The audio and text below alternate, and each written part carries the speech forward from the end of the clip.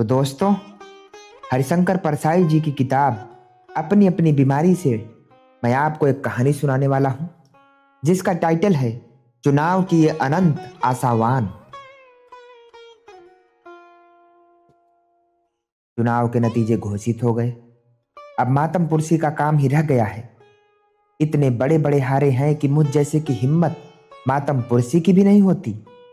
मैंने एक बड़े की हार पर दुख प्रकट करते हुए चिट्ठी लिखी थी। जवाब में उनके सचिव ने लिखा, तुम्हारी इतनी जरूरत कि साहब की हार पर दुखी हो। साहब का कहना है कि उनकी हार पर दुख मनाना उनका अपमान है। वे क्या इसलिए हारे हैं कि तुम जैसे टुच्चे आदमी दुखी हो? बड़े की हार पर छोटे आदमी को दुख होने का कोई हक नहीं। साहब आगे भी हारेंगे, पर तुम्हें चेतावनी दी जाती है कि अगर तुम दुखी हुए तो तुम पर मानहानि का मुकदमा दायर किया जाएगा। बड़ी अजब स्थिति है।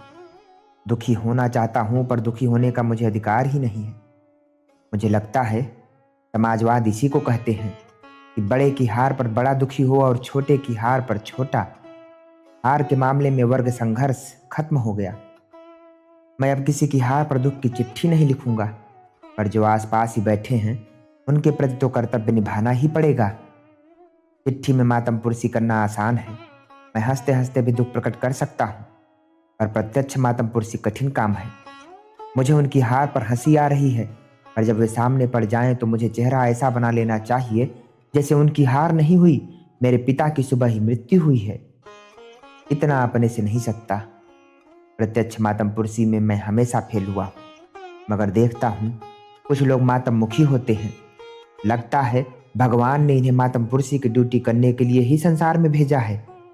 किसी की मौत की खबर सुनते ही वे खुश हो जाते हैं। दुख का मेकअप करके फौरन उस परिवार में पहुंच जाते हैं। कहते हैं, जिसकी आ गई वह तो जाएगा ही, उनकी तो इतनी ही उम्र थी, बड़े पुण्यात्मा थे, किसी का दिल नहीं दुखाया। हालांकि उन्होंने कई लोगों की जमीन बेदखल कराई थी। उन्हें किसी के कुत्ते ने काट लिया हो और वह आगे मर जाए तो भी वे उसी शान से मातम पुरसी करेंगे। बड़ा सुशील कुत्ता था, बड़ी सात्विक वृत्ति का, कभी किसी को तंग नहीं किया।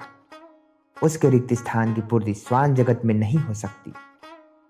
मैं कभी चुनाव नहीं लड़ा।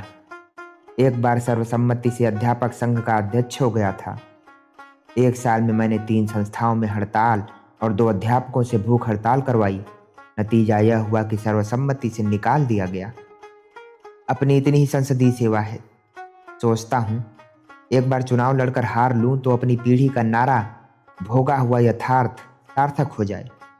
तब शायद मैं मातम पुरसी के योग्य मूड बना सकूं। अपनी असमर्थता के कारण मैं चुनाव के बाद हारे हुओं की गली से नहीं निकलता, पर ये अनंत आशावान लोग कहीं मिल ही जाते हैं। एक साहब पिछले 15 सालों से हर चुनाव लड़ रहे हैं और हर बार जमानत जब्त करवाने का गौरव प्राप्त कर रहे हैं। वे नगर निगम का चुनाव हारते हैं तो समझते हैं जनता मुझे नगर के छोटे काम की अपेक्षा प्रदेश का काम सौंपना चाहती है, और वे विधानसभा का चुनाव लड़ जाते हैं। जहाँ भी जमानत जब्त होती है तो वे सोचते हैं जनता मुझे देश की जिम्मेदारी सौंपना चाहती है, और वे लोकसभा का चुनाव लड़ जाते हैं। हार के बाद वे मुझे मिल जाते हैं, बाल बिखरे हुए, बदहवास, मेरा हाथ पकड़ लेते हैं, झकझोर करते हैं, tell me Parsai, is this democracy? क्या यह जनतंत्र है? मैं कुछ हाँ हूँ करके छूटना चाहता हूँ तो वे मेरे पाँव पर पाँव रख देते हैं और मेरे मुंह से लगभग मुंह लगाकर कहते हैं, नहीं नहीं, तुम ही बताओ, यह क्या जनतंत्र है? मुझे कहना पड़ता है, यह जनतंत्र नहीं है। पिछले 15-20 सालों में जब जब वे चुनाव हारे हैं तब तब मुझे यह निर्णय लेना पड़ा है कि यह जनतंत्र झूठा है। जनतंत्र झूठा है या सच्चा, यह इस बात से तय होता है कि हम हारे या जीते। व्यक्तियों का ही नहीं, पार्टियों का भी यही सोचना है कि जनतंत्र उनकी हार जीत पर निर्भर है। जो भी पार्टी हारती है चिल्लाती है, अब जनतंत्र खतरे में पड़ गया।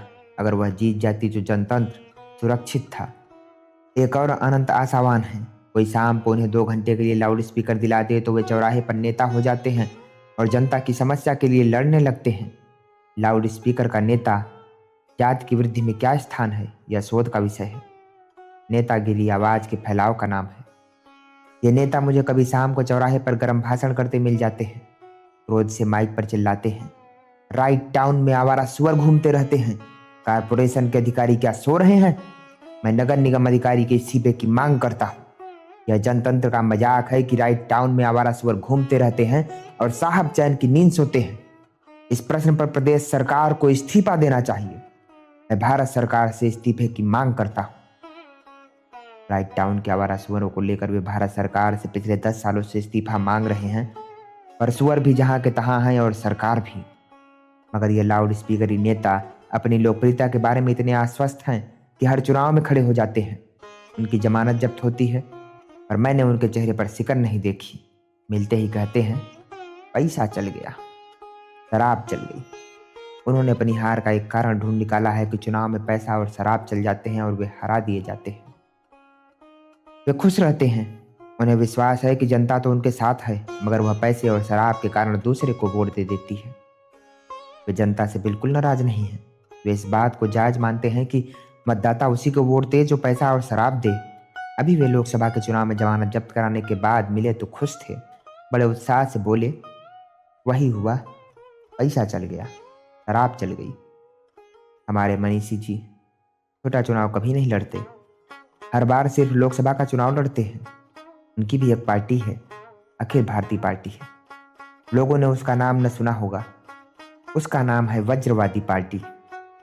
वाद है, वज्रवाद, और संस्थापक हैं डॉक्टर वज्र प्रहार। इस पार्टी की स्थापना मध्य प्रदेश के कस्बे टिमन्नी में डॉक्टर वज्र प्रहार ने की थी और वे जब देश में अनुयायी ढूंढने निकले तो हमारे शहर में उन्हें मनीषी जी मिल गए। पार्टी में कुल ये 2 सदस्य हैं और क्रांति के बारे में बहुत गंभीरता से सोचते हैं।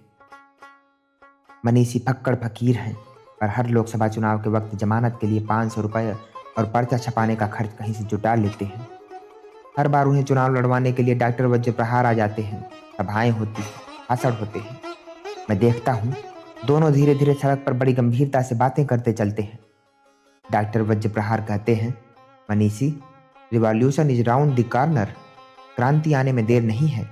तब मनीषी कहते हैं, और डॉक्टर साहब, क्रांति का रूप क्या होगा और उसके लिए हमें कैसा ऐलान कर लेना चाहिए, यह अभी तय हो जाना चाहिए। डॉक्टर साहब कहते हैं, वो तुम मेरे ऊपर छोड़ दो। आई शैल गिव यू गाइडलाइंस, मैं तुम्हारा निर्देश करूंगा और तुम जनता को क्रांति के लिए तैयार कर डालो। ये दोनों सच्चे क्रांतिकारी कई सालों से गंभीरतापूर्वक क्रांति की योजना बना रहे हैं, पर पार्टी में तीसरा आदमी अभी तक नहीं आया। इस बार मैंने पूछा, मनीषी जी, डॉक्टर वज्र प्रहार नहीं आए? मनीषी ने कहा, मेरा उनसे सैद्धांतिक मतभेद हो गया।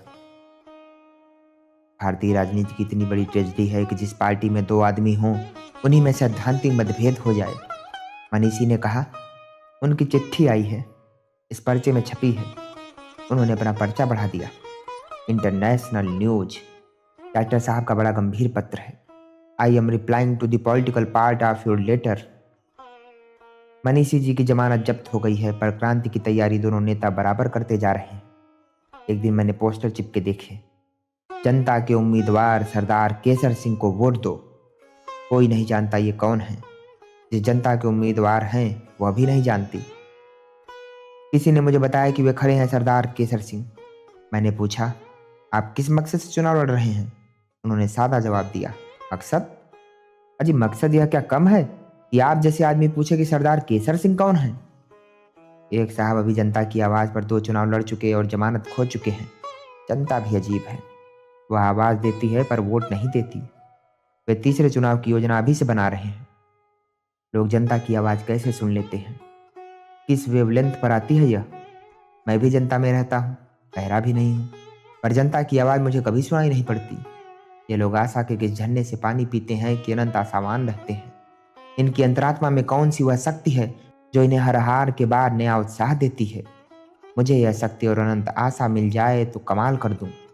जनतंत्र के इन शाश्वत आशावान रत्नों को सिर्फ प्रणाम करना ही अपने हिस्से में आया है। दोस्तों, कहानी अच्छी लगी हो तो इस वीडियो को एक लाइक भी दे देना।